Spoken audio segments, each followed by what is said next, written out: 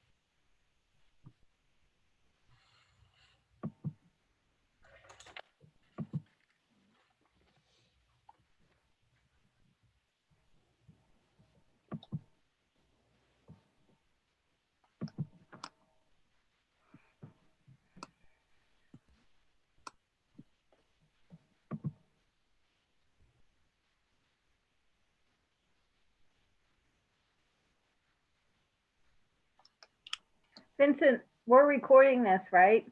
Yes. And then it'll be on the website. Someone chatted me a question.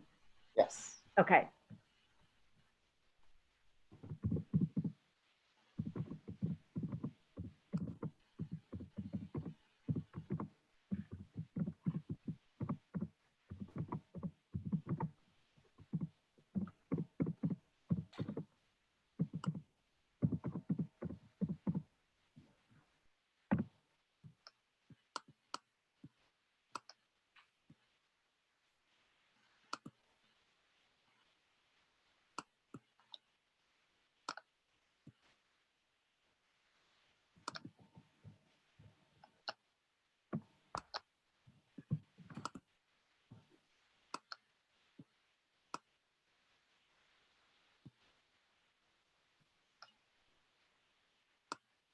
Okay, we're going to get started. Welcome to the Eastern Pennsylvania Branch ASM meeting. My name is Vincent Tam. I'm one of the co-program director with John Sekulic. Today is our Norman Willett Memorial Lecture organized by our Education Committee.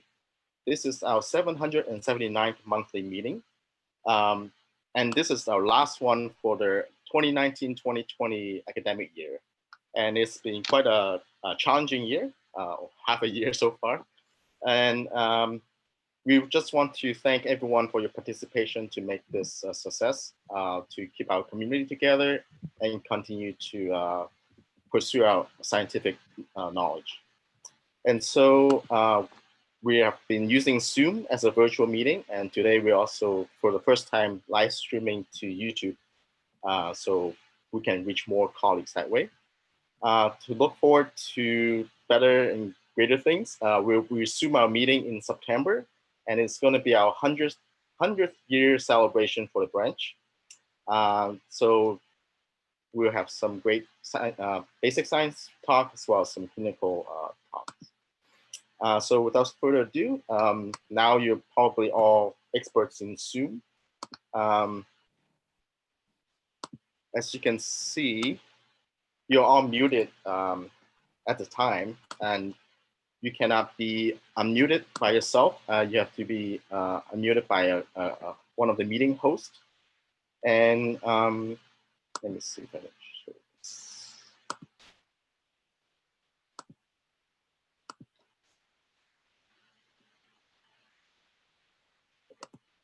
And if you click on your participants or the chat panels, you can ask your questions with the participants. You have a little blue hand to raise your virtual hand. And then one of our co-hosts can unmute you to ask your questions via your microphone.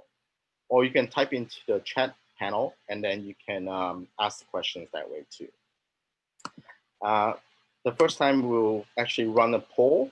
This will just show up on your screen, and then you can answer the questions to have more interactions. As you can see, there's a practice poll for you to pick a number between 1 to 10. So take a couple of seconds for that.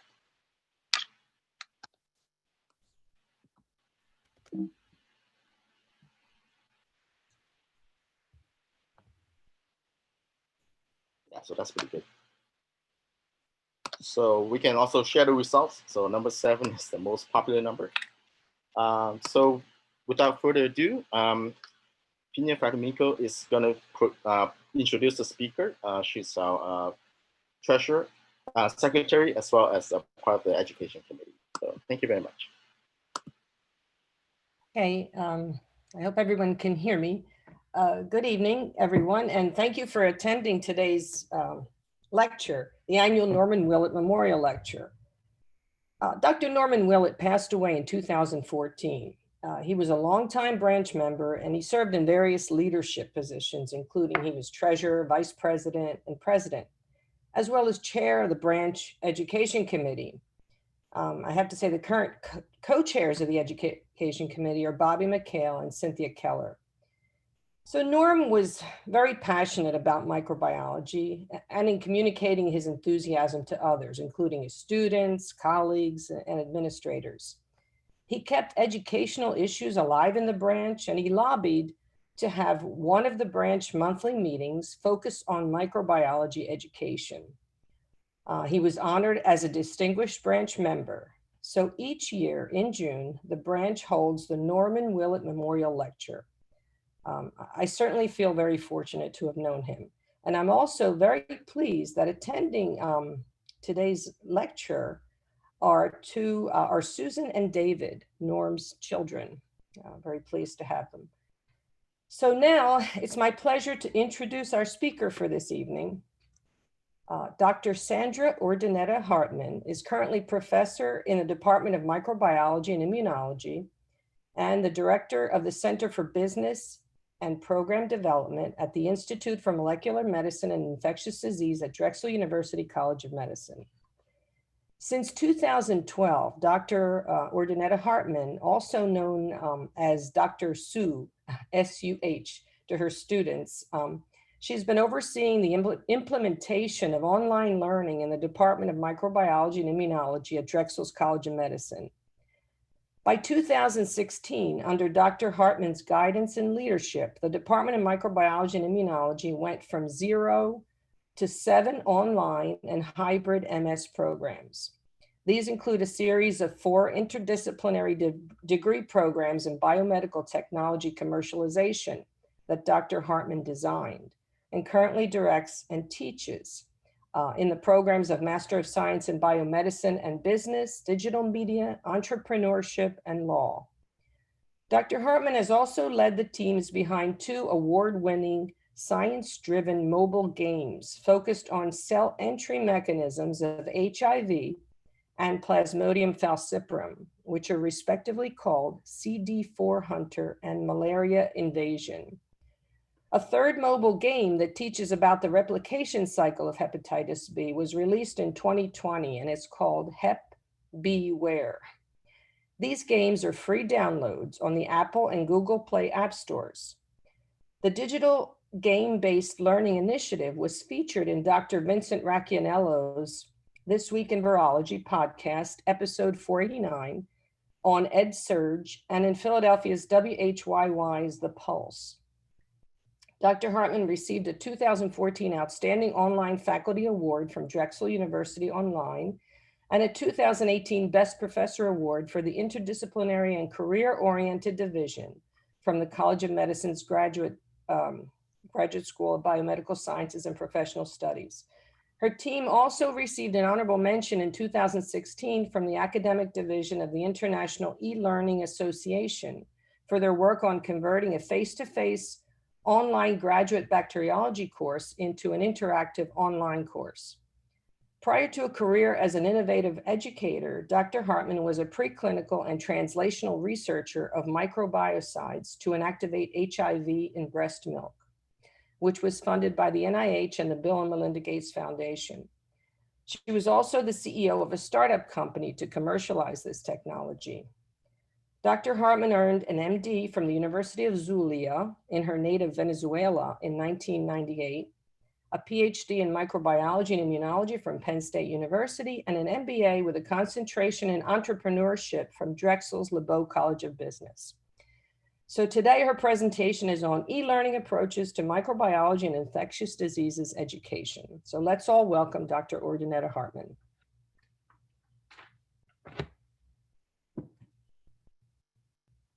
Thank you very much. I want to make sure that you are seeing my screen with the title of my lecture. Could somebody give me a thumbs up to see it? Okay, great. Yes. Thank you, Pina, so much for that introduction. And it is an honor to be here today, especially in such a historic day where Pennsylvania and New York is reopening in the midst of the COVID-19 pandemic. We have yet to see how things are going to shape up and how this will actually affect our teaching in the future and higher education in general.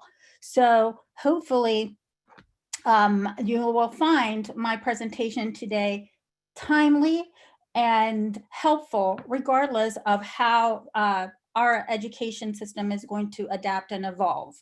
A lot of what I'm going to talk about is transferable to other forms of teaching, not just online teaching. So I am very thankful for the opportunity to be here and share some of this experience that my team and I have had. So there's four main areas that I plan to touch upon this evening.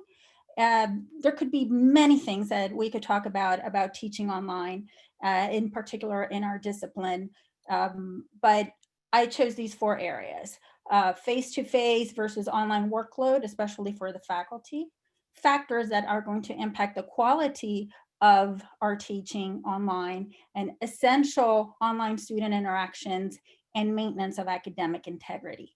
In the course of my presentation, I will give you some examples of effective ways we've achieved these different points in different courses. And I will also very briefly mention a little bit about the mobile games that we developed. We practiced the polls because for me, it is also the first time using the polls in Zoom. So I love experimenting, and I think that's a big part of online teaching. So these polls are anonymous, and it's just a way for me to interact with you and vice versa, because unfortunately we're not in the same room. So this will be a way of virtually interacting with each other. I'm sorry that those of you joining via YouTube, you can't participate in the poll, but hopefully you will share in my excitement in finding out what the answers to the polls are. So the first poll that we are going to do is for me to know what is the experience of the audience teaching online. So if you could just take a few seconds and tell me what is your level of experience. It can be based on what you have done so far, obviously, and we'll just take it from there.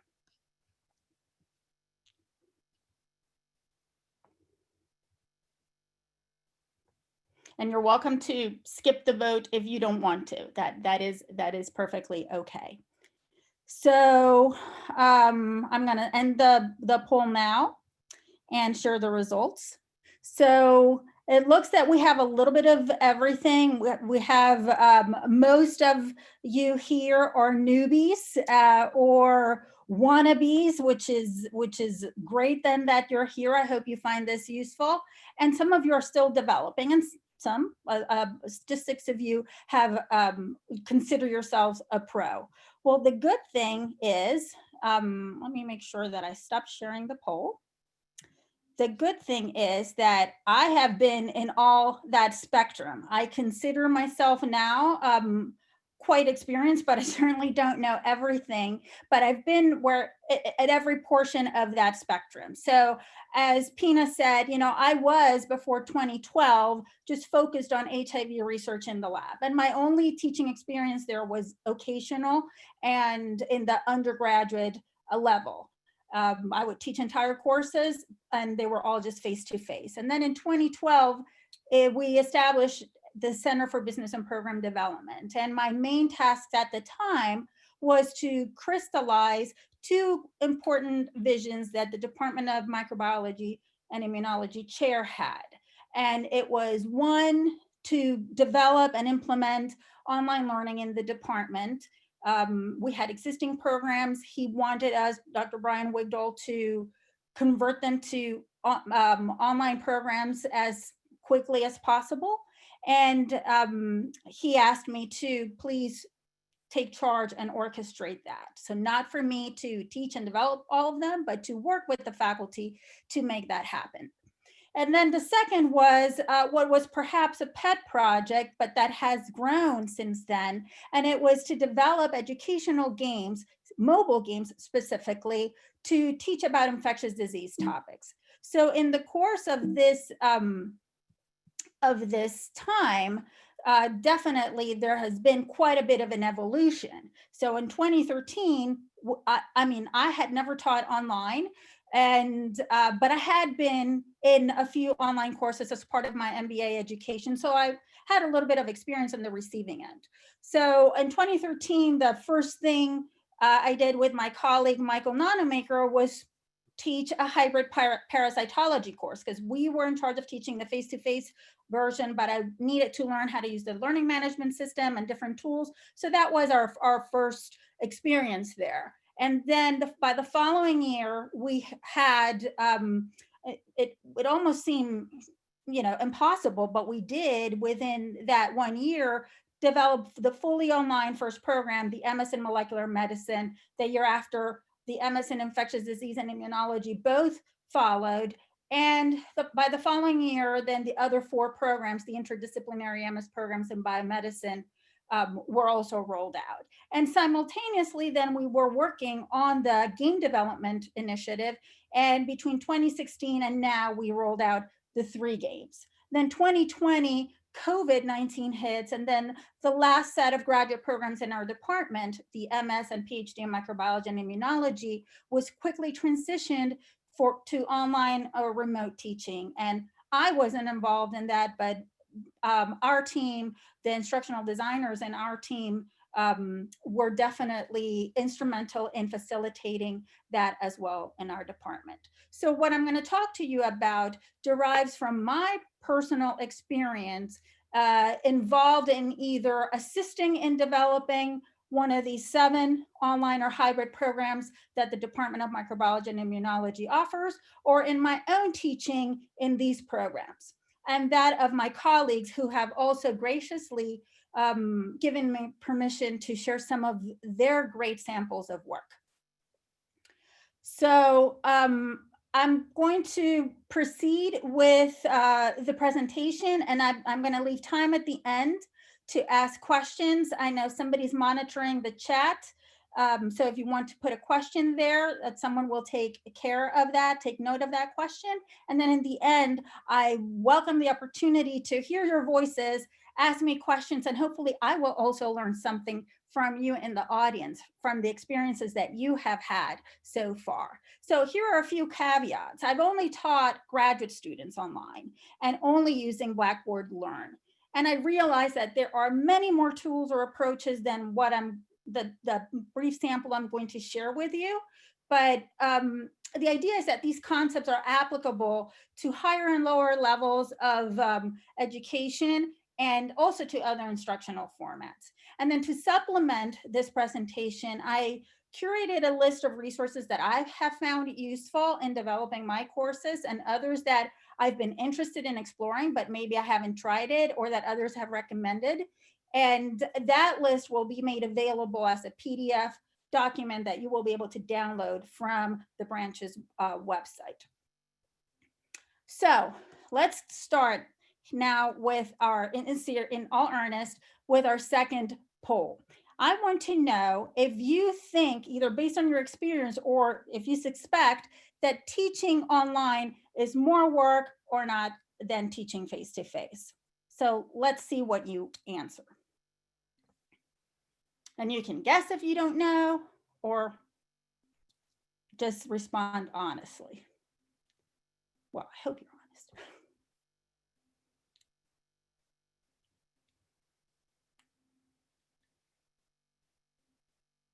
All right, so what we see here, and I'm going to share the results.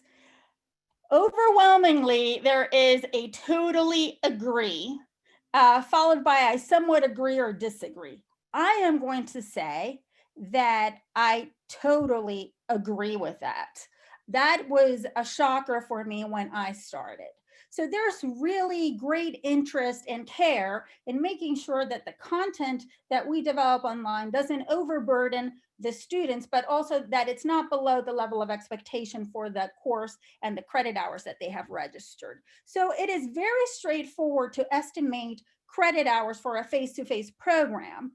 But for an online program or course, it is not that straightforward. So the way it is done is by estimating the total number of student engagement on task in the entire set of activities that student needs to complete that week. So online, obviously, we can't separate the in-class versus the out-of-class activity. So it's the total engagement time. So here is an example for a 3-credit course that runs a 16-week semester. For a 3-credit for a week, the student is expected to spend approximately 9 hours completing all the activities associated with the course, from reading, watching videos, participating in discussion forums, and any other types of activities that you include. Now, the reality is that for us, the instructor developing that week of content, it'll take us at approximately 10 times that amount of time. So this is in my personal experience, and I have consulted with my colleagues in my department that also do a lot of online teaching. So they are also seasoned at this, and they agree with me.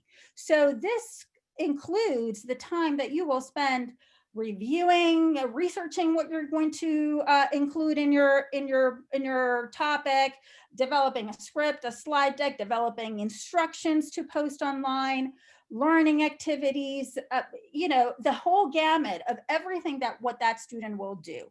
And it does not include the time that you will have to spend to facilitate the discussion that week, to do any grading or any office hours or other ancillary activity related to this topic. So excuse me, Sandra, I'm sorry to interrupt you. It's Cynthia, but your slides aren't advancing. Should your slides be advancing?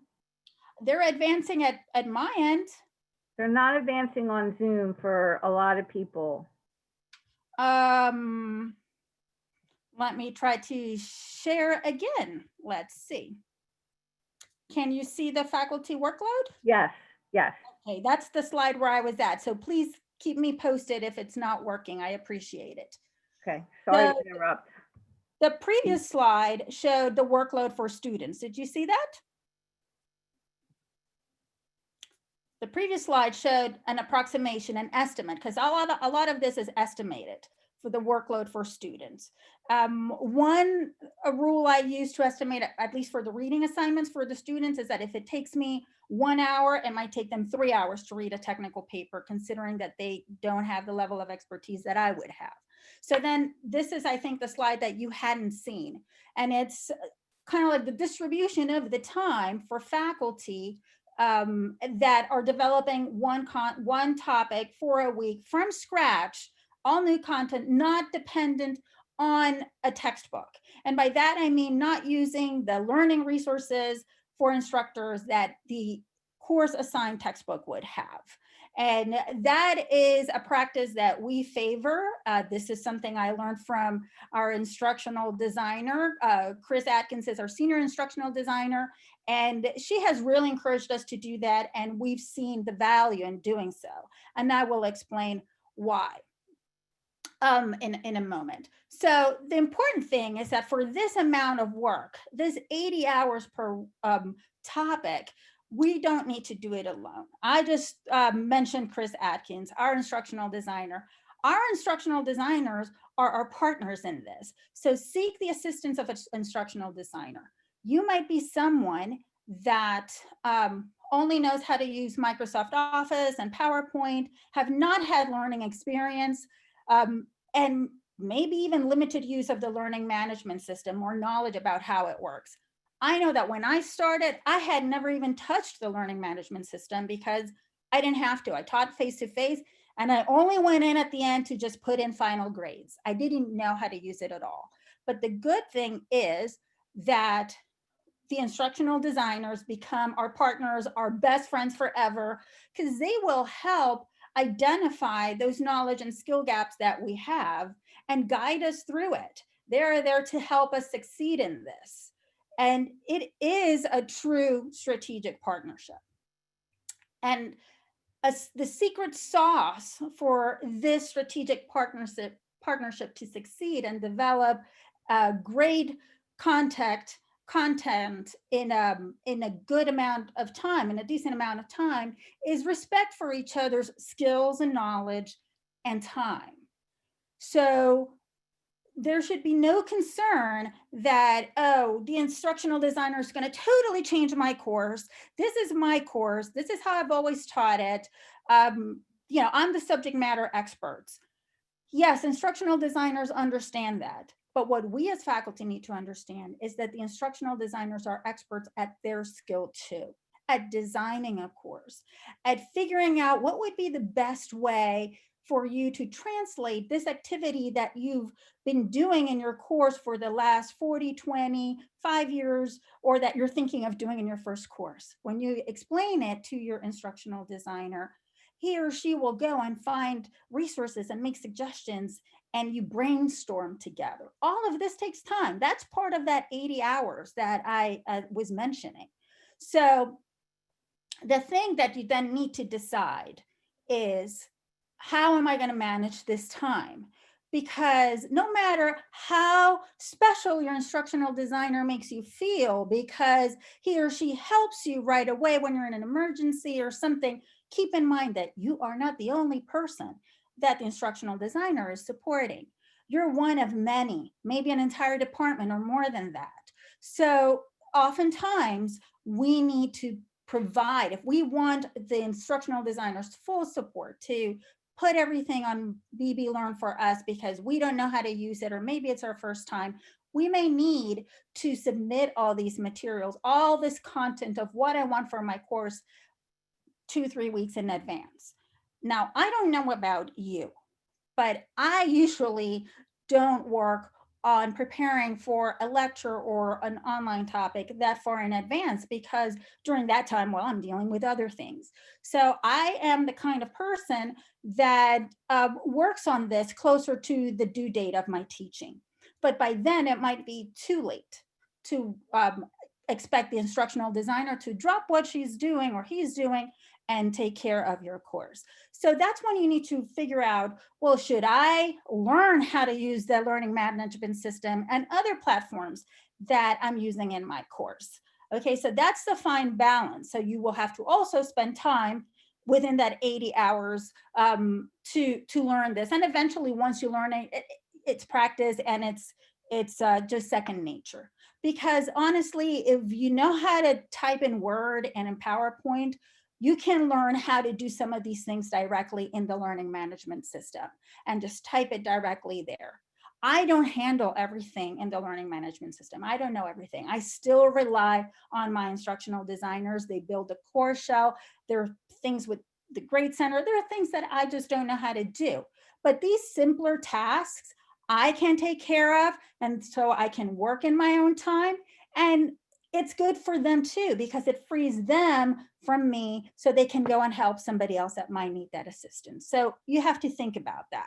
So some time saving suggestions that I have, like I said, discuss as soon as possible with your instructional designer and try to become a do-it-yourself with the learning management system. Learn some tricks so you can troubleshoot some of your own things.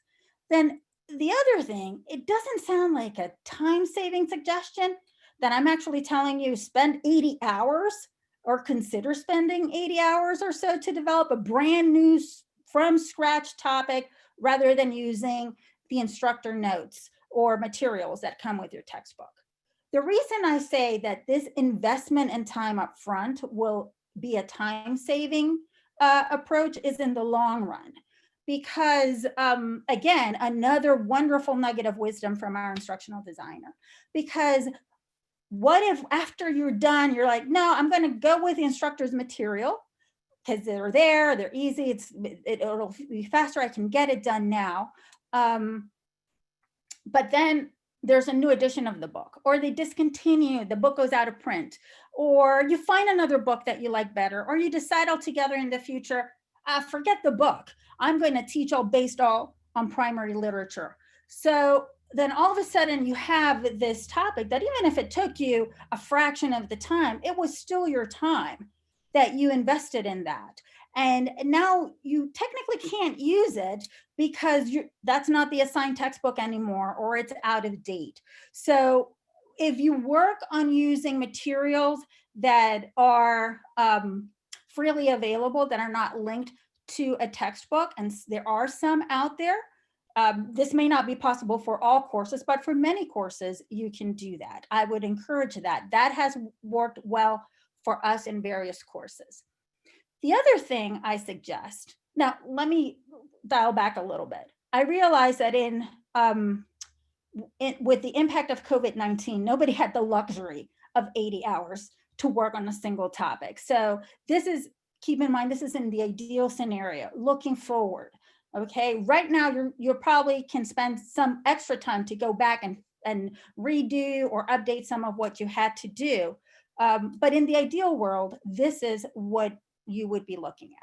So the other thing that I recommend and that we've implemented is try to not date stamp your content, your durable content, like videos, podcasts, those that you can actually use more than once. So that's what I call evergreening, because the moment you incorporate in your video the data from the paper that just got published yesterday, that right away you've already date stamped that, and by next term it may not be the hottest, latest thing. And you will now have to redo, re-edit that video that took you who knows how many hours to put together. So what I like to do is put the unmutable content of my courses in something durable like that. And then use other areas of their learning management system to put these other elements that I like to update every time, each term I teach the course. And then, of course, assess the student workload at the end of the term or halfway through the term, because chances are you're going to have to tweak this. We never get it right away, and we may not even get it right by the third time. So we're always constantly tweaking based on new things we learn, new technology, feedback from the students. So listen to the students, what they're saying. If you don't have enough, well then come use the time to brainstorm new activities. And if you have too much, see what you can weed out. So yes, more work, but now let's see what is our next poll. Do you think that the quality of the teaching is less online? Do our programs suffer? Do our courses suffer if we teach them online? And does online teaching limit connectivity with the students?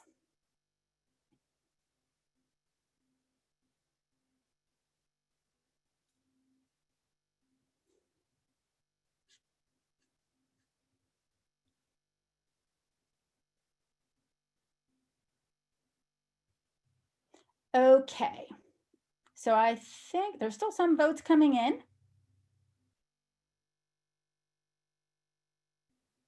All right, the majority has voted. Oh, still we have some more. So 84% has voted. So let's see. Share the results. So, so for the most part, we somewhat agree or disagree that, or you agree or disagree that the quality may suffer and the connectivity may suffer. And I will agree with you on that one too, because the answer is it depends. It depends how you teach your course and how you carry your course, how you designed it, and so forth. And so that's what we are going to work on in the next, or I'm going to share with you in the next few slides. So how do we maintain this quality? Because there are ways to measure the quality of a course and evaluate if we're keeping up with the quality expectations for a course. And if we do some things, we may be able to not only offer a really top quality online course, but what has happened to us is that we've realized that we've even become better face-to-face instructors as a result of implementing some of these quality metrics and assessments. So there are 4 quality factors that impact quality in a course. Okay, so the first one, of course, is us. We're the subject matter experts, and we're passionate about our subject, or if we're not, we better start loving what we're teaching. Sometimes we teach what we love, and sometimes we start to love what we teach. Either way, we have to be passionate, approachable, and be motivating and engaging our students. We have to teach our students what's in it for them. My instructional designer taught me that acronym, the WIFM, what's in it for me. Students need to understand, why do I want to get into this course? Students sometimes, especially like in COVID, they were forced to go into online teaching or learning, and it wasn't their choice. So we needed to really work on motivating students that were in that situation, and obviously be aware of the time demands that this requires. So make time for it. And also then evaluate the content that we're delivering. It has to be up to date and relevant, focused and aligned with the learning goals and course goals and learning objectives. And best of all, try to make it reusable. That ties in with what I was just saying. Try to not link it to any particular textbook, or I don't even put the course name or number in my materials, because sometimes I reuse certain portions of my content in other courses where it's also applicable. Then there's the course design. Again, the course designer is a really important piece in the puzzle. And it is our course designer's role to help us figure out what's the best way to deliver this content, make it interactive, develop a learning community, figure out what's the best way to package it so a student can consume it in multiple different platforms. If your instructional designer supports your entire department, then even better, because then there's going to be more uniformity and consistency across all the different courses that your department offers. And so the students don't have to keep relearning things. So that has been really wonderful that we have this opportunity in our department to have a lot of consistency in that sense. And then the other piece of the puzzle are the other support systems that should be in our institution to support our students. The academic support for the student, which includes some of that falls on us, give guidance, instructions, good feedback. So it's not just giving them the content and showing up, but also reacting to them, responding to the student. Plus then administrative and IT support, because there will be technical issues. The good thing is that oftentimes the instructional designer can help troubleshoot that. But if the instructional designer doesn't know, they are a great liaison with the IT department and will help solve this problem. All of this needs to be evaluated constantly and adjusted as needed. So at this point, I'm going to show you some examples of what we've done. So this is an example of the parasitology course that I mentioned. This is the version that Dr. Nanamaker Cordigari and I taught in the academic year 16-17. And what I want you to see here is that organization and the detailed instructions that we have to do and the difference between face-to-face and online. We taught in both, this team taught in both the online and face-to-face.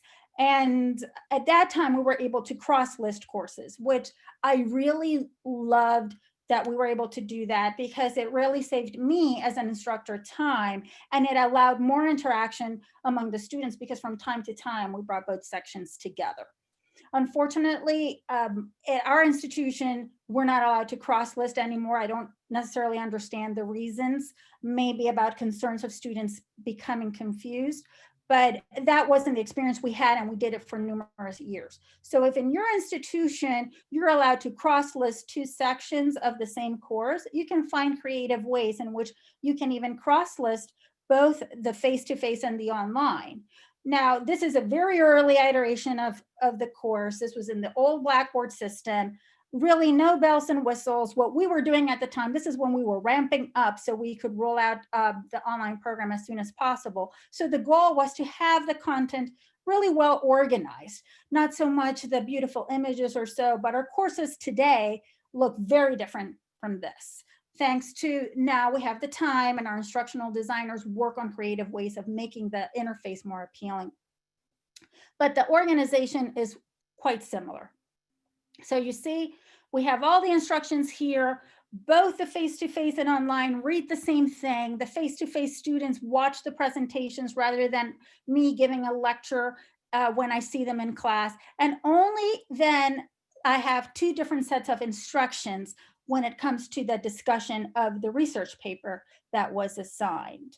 And not to read word by word here, but what I want you is to compare the left side of the screen with the right side of the screen. The left were the instructions given to the face-to-face class to discuss the exact same paper in the exact same manner, same topic discussion tasks were given to them to do at home before coming to class, and then we would do the discussion in class. On the right side, then, is the exact same paper, same topic discussion class task, but you see how much more detail we had to put in the instructions for face-to-face students. And that's important because we're not always available to answer the online students' questions. So that takes time to write that additional detail for the online students, because they needed to know what to do before we started the asynchronous discussion in the discussion board. With the face-to-face students, then we went and did a flipped classroom. And that was great because I had more time to interact with the students in class and discussion. There was more student-student interaction also in the class due to the discussion and student course content interaction. So these are the three essential types of interactions that need to exist in an online course. But as you see, they're also important for face-to-face. And me, I'm thinking, hey, this is working well. I am reusing this online content again next year. So I recommend that if you've developed any online content this spring, think of ways in which you can incorporate it in your face-to-face if we go back to face-to-face teaching. So none of this is in vain. It really helped us be better instructors and make better use of our face-to-face class, or class time. So what are some tips for quality control? Of course, above and beyond, stay in contact with the instructional designer to think of what needs to be done or tweaked, or how it's going to be designed. Always assess those 4 quality factors regularly in your course evaluations. And if you're new at teaching online or thinking of starting, well, take an assessment to see if where are your knowledge gaps there in terms of technology. So Penn State has a really good faculty self-assessment for first-time online teachers. So that's one of the resources in the downloadable PDF that will be available in the next day or so for you. So, and then identify the knowledge gaps and get the training and support that you need. Your instructional designer will help you with that, with identifying that. But, don't forget that we are a crucial piece of this quality. So we need to show the passion and the love for what we have, but then not cut corners with the instructions. Give them really, really clear instructions. And they don't have to be in writing. You could, make a voice narration, deliver the instructions in any which way you like best, but make sure you have them there. One thing that we've learned over the years is that if we minimize the number of instructors in the course, it is better for the students. Students prefer having fewer professors in a course. I know in graduate education, it is common to have large teaching teams, but what we found is if we cut it back down, 3 is the ideal number, but we try to stay, we're working our way towards minimizing our teaching teams, because this way we can maintain more consistency in the quality. Inevitably, even if all those instructors are supported by the same instructional designer, there's going to be variation. So if you're a course director, then it's important that the more people you have in your team, the more you have to keep them together, because again, the student doesn't have direct access to your instructors. So you need to really work as a cohesive team. And if you are a team member, then you have to make sure that you stay in contact with your course director, ask the person that taught before or after you, just to make sure that there is a good flow in your topic for your weeks that you're there. And of course, revise and reuse as much as possible or as needed. So, okay, so we went over the 4 factors.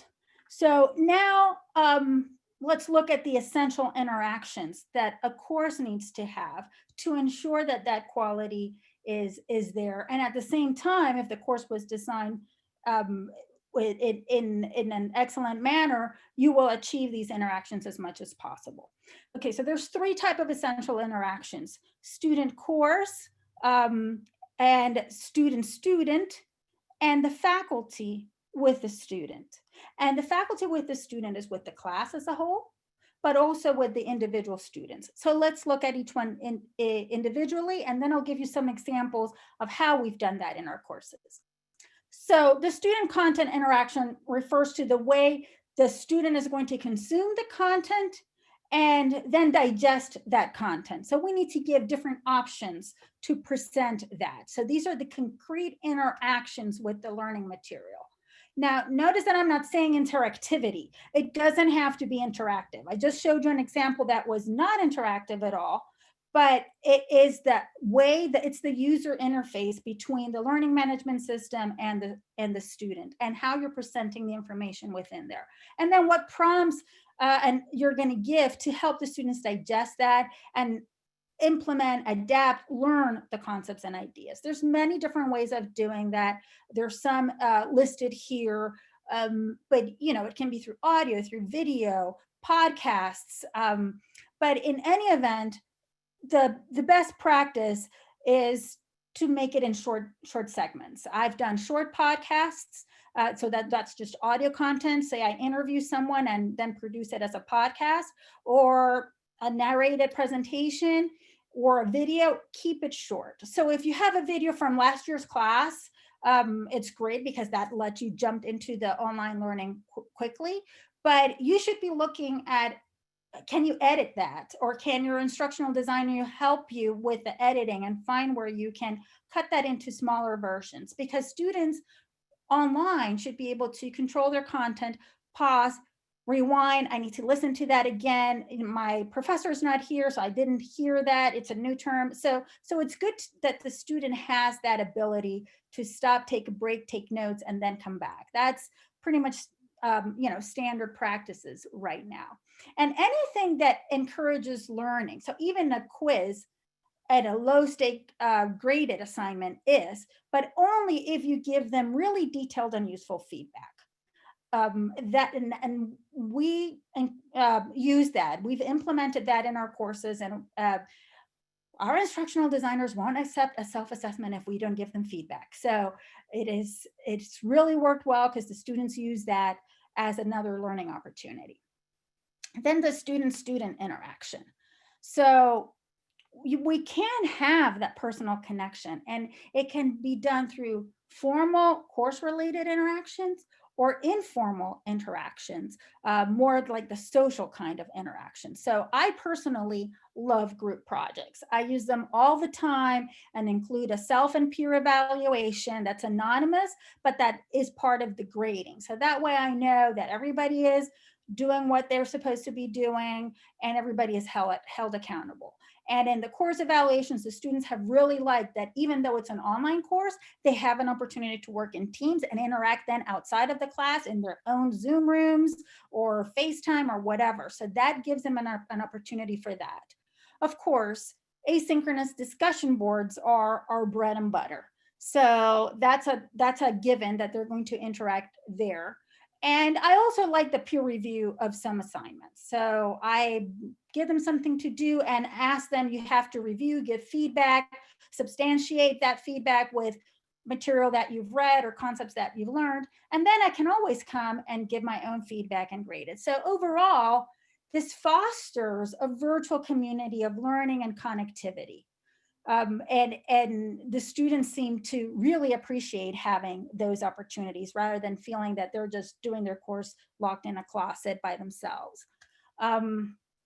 So the last piece, which is essential, then is our interaction as faculty with the students.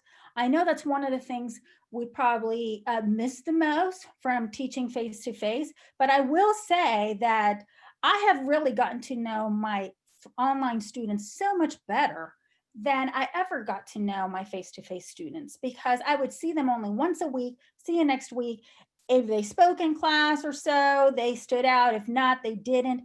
But in the online environment, everybody has to show face. Everybody has to be present. And so we need to be present as well as professors. So it is required, because otherwise we're a correspondence course, and that actually has implications concerning student loans. So we want to make sure that we are present.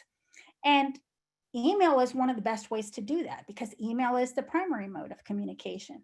So yes, respond to email immediately. We probably don't do that with most emails, but when it comes to an online student, the sooner you respond, the better. Sometimes it's an emergency. Sometimes it's an emergency in the sense of a technical thing. Hey, Dr. Sue, I can't see, I see the discussion forum, but I can't access the thread. Well, that wasn't their fault. It was me that I put it there and then forgot to uncheck a box. And so it wasn't accessible to them. The fact that I replied right away and within 10 minutes, I got back, apologized, and said, there you go. The students replied with a fabulous thank you, lots of exclamation points. So the sooner you respond to a student's request, especially if it's a valid request, the better. Provide meaningful feedback. Participate in the discussions. The discussions should be for students to communicate with each other, but it is our role to facilitate, make sure they stay on point. And, they know that we're listening and watching and providing additional knowledge or clarification. I like the synchronous sessions. So in my courses and several other courses, we have mandatory synchronous sessions. And one of the things I'd like to do with that, especially when we all got put in lockdown, it was a really stressful time for everyone. And I was speaking with a colleague and saying, every little thing counts. We're all stressed. We're all cooped at home. So one of the things that I decided to do was to on the dates that we have a mandatory synchronous session with a guest speaker or something, I'd say I send a course announcement. Hey, I'm going to open the room 15, 20 minutes early. Why don't you come and join me? And let's share what is our favorite kind of music. And we just talk about something random like that. And then the next time is wear your favorite t-shirt and tell me why.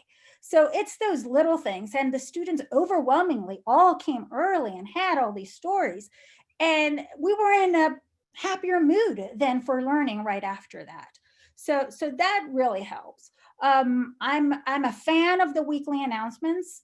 I don't like to send those as direct emails to students. Instead, I use the announcement tool in the course, because that way it goes to the email, but then it also stays permanently in the course unless I make it unavailable.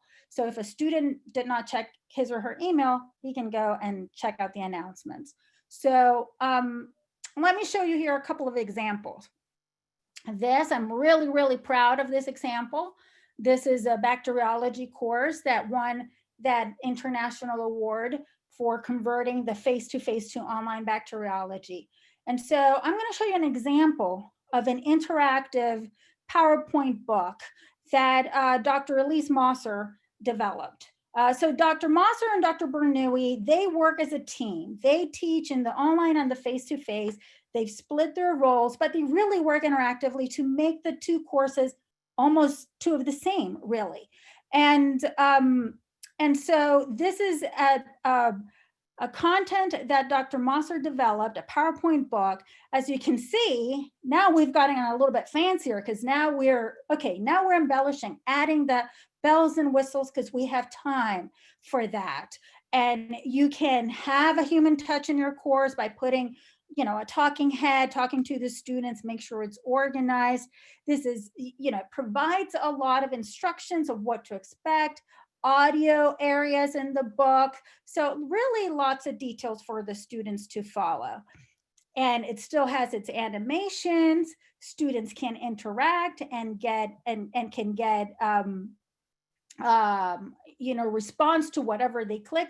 So this is an example of an interactive way of delivering content.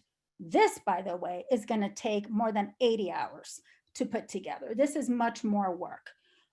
You can embed it in this knowledge checkpoints and get feedback right away. So once you've gotten more comfortable, and then you can start experimenting. A lot of it is experimenting and being creative. So the students really love this. And it is a beautiful product. And it's no wonder that it really allowed us to earn that honorable mention in that international competition. So delivering content doesn't always have to be with reading, with or PowerPoints or so. This is the digital game-based learning initiative is something new we're experimenting with, we're evaluating. It's not meant to replace any of the other modes of delivering content.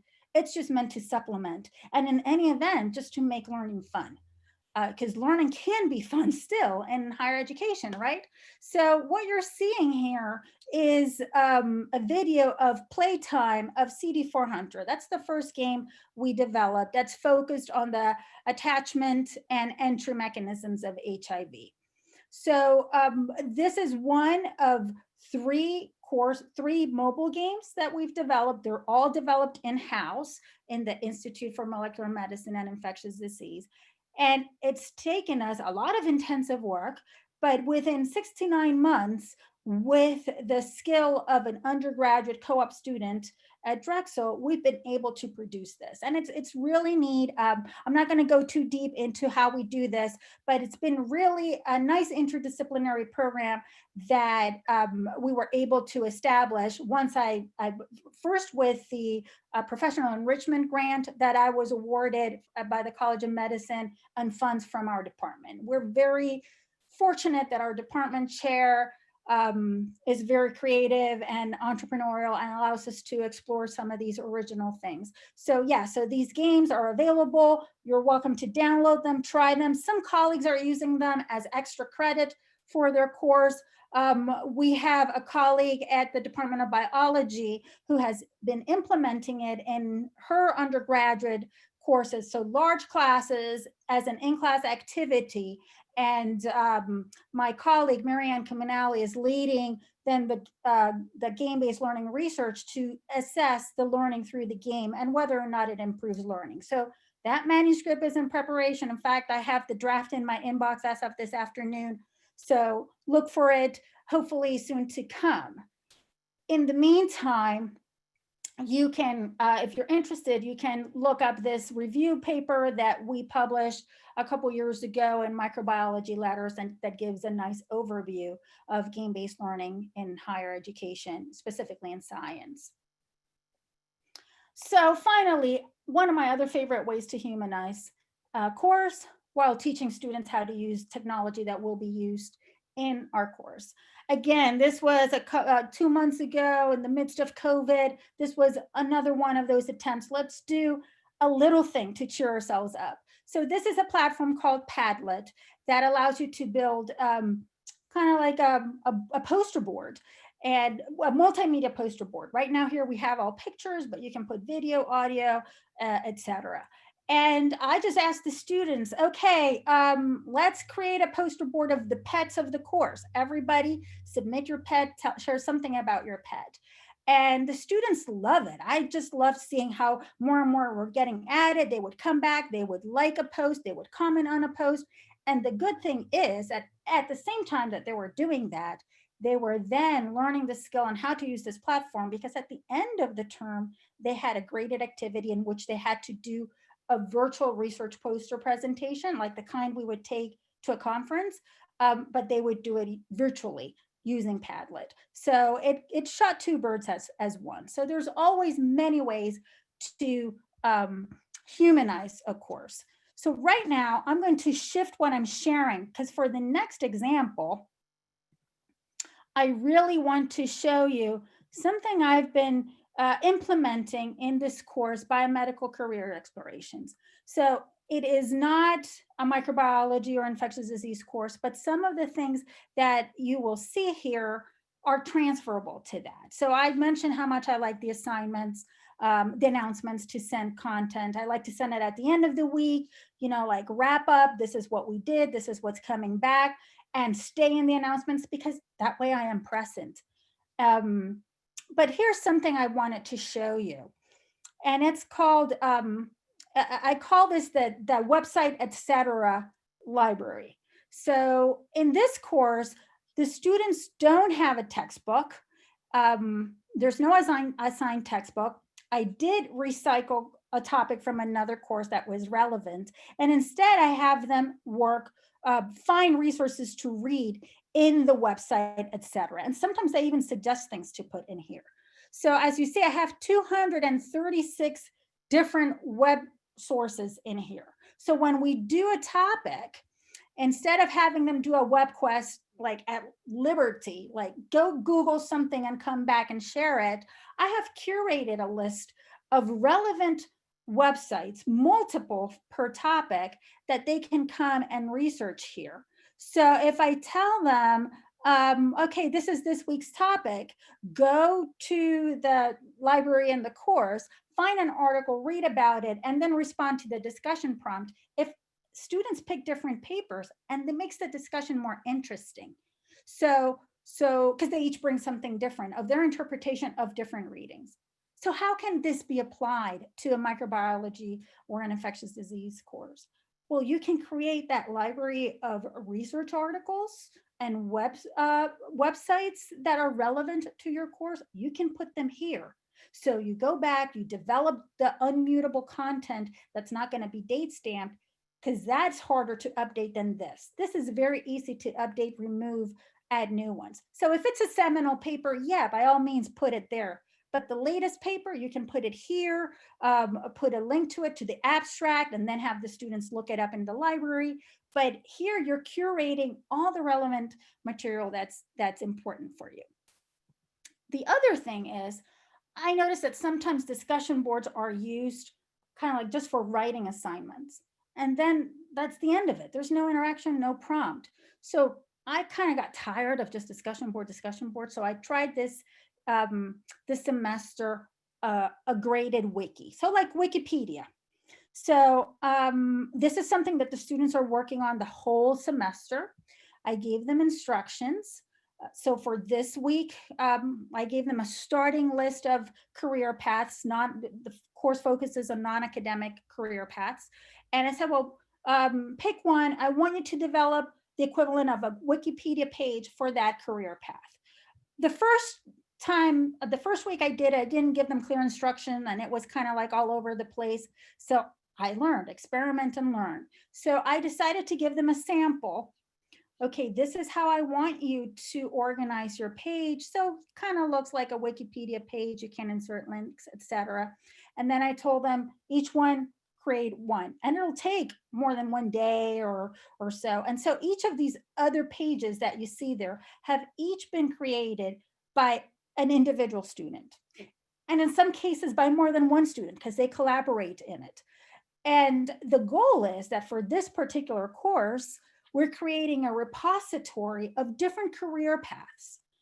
And then at the end of the course, the term paper is for them to identify one possible career opportunity that they think works for them, and then develop the goals. What are the SMART goals that they need to take to get to that position? So now it's like crowdsourced, just like Wikipedia, this content developed by students. They come back, they can research here, and then go and work on that term paper. So I really love this, and this would be something good that to probably try in, say, in a course in which you're researching different diseases. A student can pick a disease and create a wiki page, or a pathogen and create a wiki page, and then develop an end project in which they go back and use it. The students also then have to go to the discussion board and discuss based on a prompt that I've given them, the research that they did to put together their page. So I'm really liking how this is coming together, and I wanted to share it with you, even though it's not directly a microbiology or infectious disease course, because I think it's applicable. So finally, our last poll. We're reaching the end. So our last poll is, can academic integrity be reinforced or not? So do you agree that academic integrity cannot be reinforced in an online course?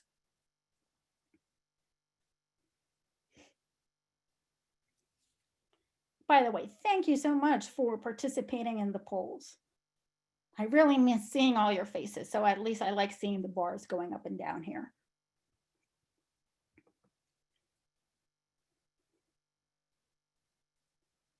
Okay, we have 80% of the votes in, and it's somewhat agree or disagree. And I would go with that answer. I am in that team too, because a lot of it depends on how you're going to design this.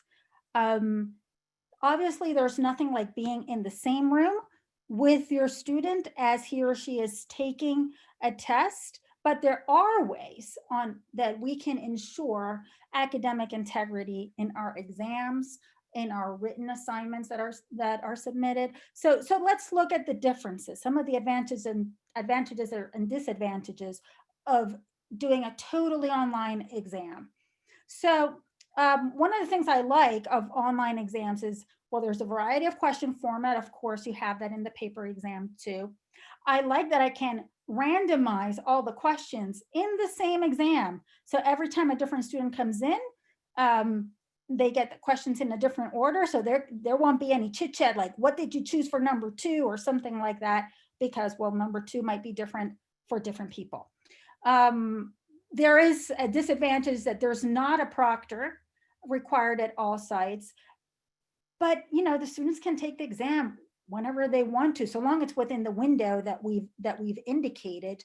And the exams can be graded immediately depending on the type of questions that we choose, and automatically feed into Banner. So that's also a time-saving tool.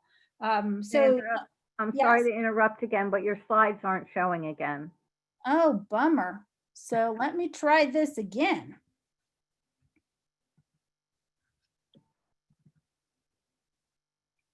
Are you Okay, seeing online? Okay, great. okay, Maybe there's something with the polls that after I run the polls, maybe. it just doesn't reshare. So thank you for letting me know. Okay. So, but there is the possibility to still proctor exam and ensure or be more assured of integrity, but there may or may not be cost. And some are probably more effective than others. Okay, so when we started with the parasitology course, that was really our petri dish to test different things. We started using a third-party live proctor called ProctorU. That is at a cost. So at that time, we haven't used it. Our department hasn't used it in a while because eventually our faculty learned about other options that BBLearn had, such as Responda's lockdown browser, and Turnitin. So, and they, or just, send them with take-home exams. So they've gravitated more towards these options. But ProctorU offered us live remote proctoring, and it was all done through the student's camera, and they validated the identity of the student. It was really, really well done. Some students were creeped out by having someone looking at them through the camera. But overall, in my experience, in my course, it worked really well. At that time, the cost was like $25 per student for every 2-hour exam. So obviously in a large class, this cost might not be feasible. And so it may not work. I know now they have other services that that don't require a live person. So there may be different price points there, but that's something that could be considered for really high stake assessments. Our faculty has tried and liked using these other versions in BBLearn. These tools are available through BBLearn, so there's no additional cost.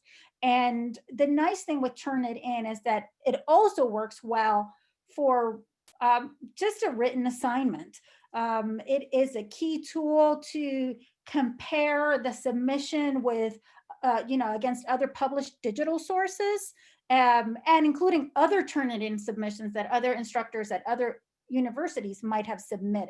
So it just like that student that snatched that E. coli paper from the web and submitted it, well, you might be able to pick it up here if that indeed happened. Now there's other free alternatives. Copyscape is one that allows you to detect then student to student duplication. So Turnitin has to be something that's been published and it's available on the web, but sometimes it's a student that copycatted another student. So this allows you to put in both of those contents and then look at the similarity between the two. And we have faculty that have successfully used both of these tools to identify plagiarism, and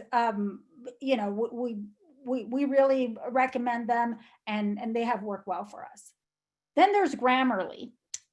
Grammarly, I love Grammarly. I use it myself because when you type so much, I call myself the queen of typos. So, and especially when you're teaching online, you're constantly typing. And so typos are bound to happen. And one of the things I like with Grammarly is that it integrates with your browser and with Blackboard. So when you're typing in that text box, Grammarly will be checking there. So we recommend Grammarly a lot to, for example, international students that don't have the best English writing skills or mechanics.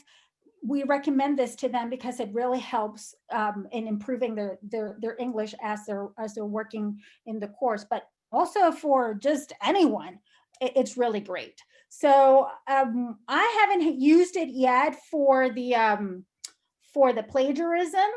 The plagiarism comes with the paid account, so I haven't used that yet. But I just wanted to share that resource there to let you know that it's available. So, okay, so we covered quite a bit of territory here. So what are some key points here that I hope you remember when all this is said and done? It is challenging it's hard to teach online, especially if you haven't done it, especially if you haven't had the training to fill in those knowledge gaps or those skill gaps, or if you've had to just rush into it because you had no other choice. But the good news is that with practice, you get better, you learn more, but it takes time. Remember that your instructional designer is your partner.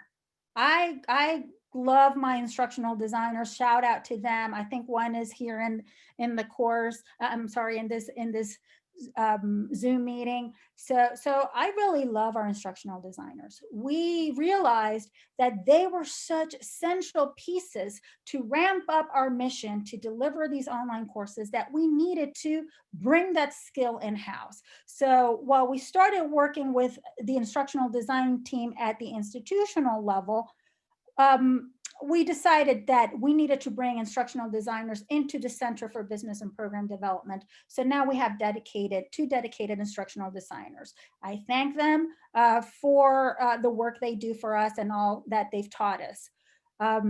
So we have the 4 quality factors that should be evaluated: the faculty, the content, the course design, and the support system. And these go hand in hand with the 3 key interactions that our students need to have in the course. And as we keep this in mind, when we develop this original from scratch, new as much as possible, when time permits, keep all these interactions and quality factors in mind as you work and put that 2 week at a time work for a new topic. And your topic is going to be fantastic if you kind of like follow these pointers, and then you're going to want to reuse it as much as possible. And if you miss some, then you go back and you tweak it, you evaluate it. Once you've had a chance to get some feedback from the students. There's also rubrics out there that you can externally, you can self-assess your course or your topic to see if you're meeting these factors. So make sure you keep that in mind. And don't forget that you can have a human touch, even if you're through a screen, even if you're asynchronous, you can have that personal touch in your course through formal and informal interactions. So the challenges we had in 2013 and the concerns we had when we started with our MS in Molecular Medicine program are still valid today. Some of these questions we're still dealing with. We've improved in many aspects. Some we're still improving in, and others we're still figuring it out. So part of that is because technology changes. There's new things to try. There's new research that supports new approaches. So, think about this. You're not in this alone. We're all still learning, and the learning never ends. But I think, and I hope that some of these tips are useful for you moving forward. And with that, I really want to thank you all for being at the other side of this screen. And I think we can take some questions. Okay, I have to go back through the chat, but we have a couple questions. Or if people want to ask questions. Michelle had a question. I'm concerned some faculty do not have access to instructional designers. Can you speak to resources that faculty can access to help them get started, tools, or remind them that the universities may have instructional designers in other parts of the university? That's so go ahead. I'm just going to add to that. I'm at a small university. I don't think we have instructional designers. Or you can be like me, that I was in a big university with an instructional support team, and I had no idea that people with those skills existed and with that role. So right. I have put together this curated list with some tips that I have found useful. It's a good starting point, I hope, and it will be posted. It's organized by topics. There's web links there that you can click on and visit. And from then on, you can essentially go down the rabbit hole on the internet, because there's so much information online that can be helpful. And I hope that that list will help you. So that will be available to get started. And if you don't have an instructional designer in your department, find out if there's a centralized system in your institution. Maybe there's one that's an instructional design team that supports the whole institution, and at least make an appointment for a consultation to like check things out, get some feedbacks and tip on what you're doing. Okay, so next there was 2 questions on labs. So how do you adjust the labs? Are they all through gameplay? And how do you have, without the tactile experience, how do you design a genuine microbiology experience? Yes, and that's an excellent question. And that's definitely a limitation. And honestly, it's one that I didn't address in this presentation, because since, like I said, the caveat, we teach graduate students, so we don't have many lab courses at this point. Our students do have internships, and some of them are internships in research labs or for online students, and students that choose to go down that route. You know, it's different. It's for them to experience research in a laboratory, and they oftentimes identify one in their area, in an institution in their area, and that's how they fulfill that requirement. But yes, it is much more challenging, and unfortunately I don't have that experience. But there is, and in the review article that I mentioned, and that it's also in that resource list, there's a section on simulations. There's some simulations there. They've come up with some really, really cool, I've been to some conferences where I've seen some really, really cool simulations using virtual reality, that can be done in the person's own home using their own phone. But I don't have experience with that, so I can't really speak to that. And I'm sorry about that I can't give any additional information. Okay, and so this is the last question as far as I know. In the courses that were cross-listed as online and face-to-face, was there only one Blackboard site for both? Yes. So I'm going to try to answer the best I can, because that's one of those things that I know how it works, but I didn't do it. Our instructional designer did it. So there's a parent course created, and then the 2 sections become the child courses that feed into that parent shell. And so as the course instructor, I only have to go in and work on that parent shell. It's the only one I have to update. So don't put anything into those child courses that go into it, because then it's not going to be visible to the whole group. Just forget that. I actually took out that screen because I just for brevity in the presentation, but you can see when you log in your cross list and the child courses beneath it, at least in Blackboard, and then just make sure you go to the parent course.